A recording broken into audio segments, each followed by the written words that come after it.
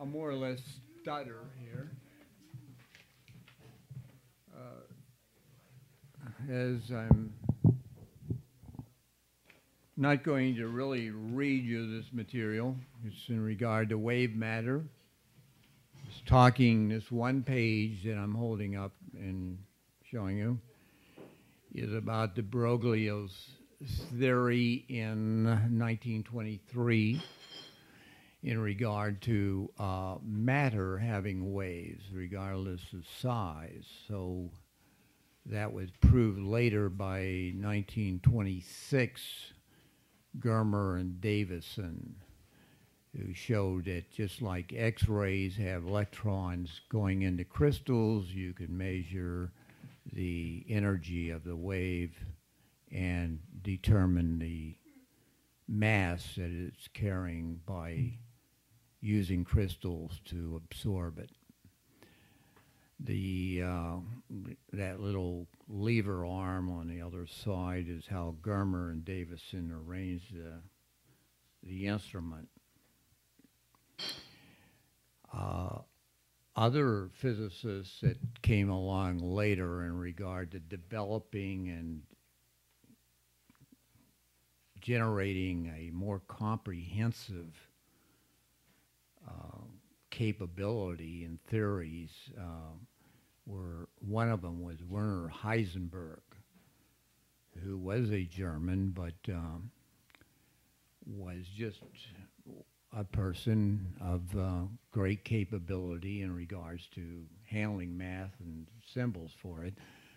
And he was, of course, situated in Germany during World War II, and that gave a lot of those with the same kind of capability in regarding to math and determining how to use that math to develop fission and bound it into a bomb, for instance, instead of just using it for developing heat for turning turbos,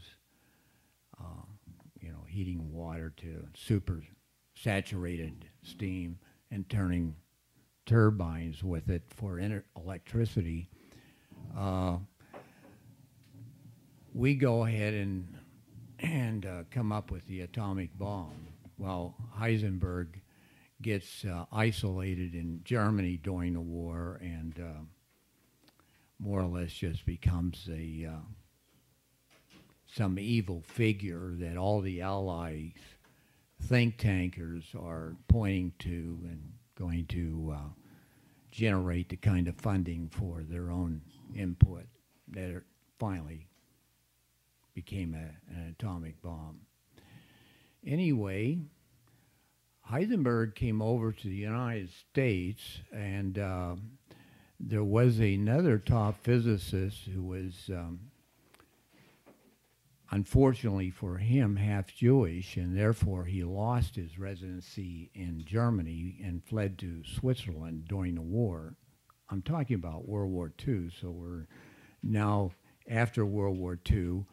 Pauli came for treatment of a cancer to the United States, and Heisenberg came over, and they were very good friends before and then after the war. And there was a great deal of skepticism about Heisenberg in the scientific elite in this country, and they asked Pauli in regards to, and Pauli was a person in theory that had the principle of exclusion, that the electron could only have one other electron in the same orbit with it. Anyway, they asked Pauli what Heisenberg's theory was all about. And Pauli said, well, from what I grasped, because Heisenberg had written up this theory and they just couldn't make it out, and Pauli was quite capable of making anything out of everything or nothing. And so he had this sense of it printed. And after they got through his introduction in the book, they turned to the page where he was said that it all tied up, and he gave him this. Yeah. This is before computers. Folks, it's just a frame of nothing. It's framed, but it's nothing. And I'm into developing something for being, and getting into Sapien Being. I'll have a nonprofit organization for it to promote Sapien Being. But to do that, I had to determine some math that would take me into a subatomic particle. I heard a man, I heard all you poets here, and I really want to give you a hand before I leave. And my envoy to what I had to say would be what came out of my math was this subatomic particle that can allow me to modify crystals anyway, but the sense of being is that kind of thing that that puts you beyond and above being Homo sapiens. You can isolate yourself and get above everything. And you get a sense of uniqueness and spirit with that isolation. What I say about that sense of isolation is divination is nature's divine power. Without the elucidation of an ultimate reality, you cannot elaborate the mechanism for the systematization of discrete elements.